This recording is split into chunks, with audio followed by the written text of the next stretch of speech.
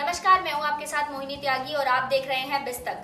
वैसे तो हर महीने की पहली तारीख को कोई ना कोई बड़ा बदलाव जरूर होता है, लेकिन हर 31 मार्च को एक कारोबारी साल खत्म हो जाता है, जिसकी वजह से 1 अप्रैल से कारोबार या पैसों के लेन देन से जुड़े कई नियम भी बदल जाते हैं। ऐसे ही कुछ नियम आने वाली 1 तारीख यानी 1 अप्रैल 2021 से भी बदल जाएंगे।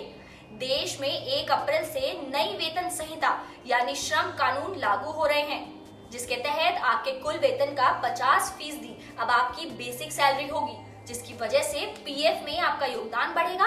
हालांकि इससे आपकी इन हैंड सैलरी कम भी हो सकती है।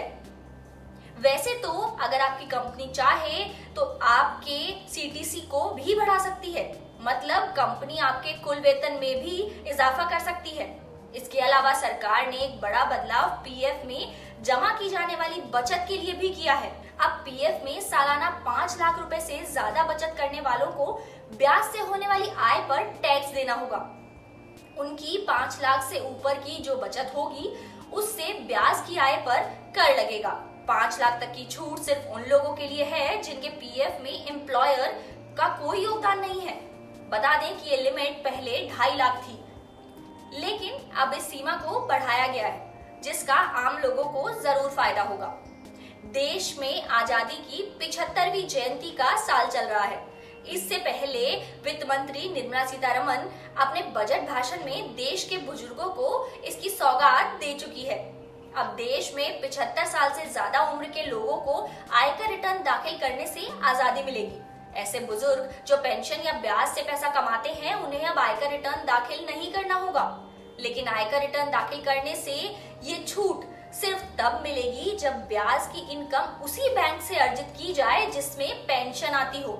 इसके अलावा देश के कारोबारियों से जुड़े भी कुछ नियम बदल रहे हैं। देश में 1 अप्रैल से अब उन व्यापारियों के लिए B2B लेन देन के लिए ई-वे बिल अनिवार्य हो जाएगा जिनका टर्नओवर 50 करोड़ रुपए सालाना है, जबकि अभी ये सीमा 100 करोड़ रुपए है। इसके अलावा कोविड की वजह से लगे यात्रा प्रतिबंधों को देखते हुए सरकार ने पिछले साल लोगों को एलटीसी यानी अवकाश यात्रा रियायत योजना के तहत टैक्स छूट दी थी। एलटीसी की ये टैक्स छूट 31 मार्च 2021 को खत्म हो रही है। इसके अलावा कुछ बैंकों की पुरानी चेकबुक आईएफएससी कोड 1 अप्रैल से इनवैलिड हो जाएंगे। इसमें देना bank, Vijaya bank, oriental bank of commerce, United bank of India, Andhra bank, corporation bank और इलाहाबाद बैंक शामिल है। इन बैंकों के विलय के बाद अब 31 मार्च के बाद से इनकी पुरानी चेकबुक नहीं चलेंगी। बजट 2021-22 में सरकार ने घोषणा की थी कि जो लोग अपना टैक्स रिटर्न नहीं दाखिल करते हैं, उनके लिए बैंक डिपॉजिट पर टीडीएस की 2 गुनी दर लगेगी।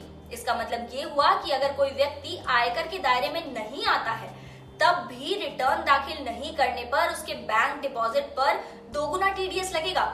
वहीं अगर आपने 31 मार्च 2021 तक अपने आधार कार्ड और पैन कार्ड को लिंक नहीं कराया है तो जल्दी करा लीजिए, क्योंकि सरकार 1 अप्रैल से इस पर मोटा जुर्माना वसूलने के मूड में है।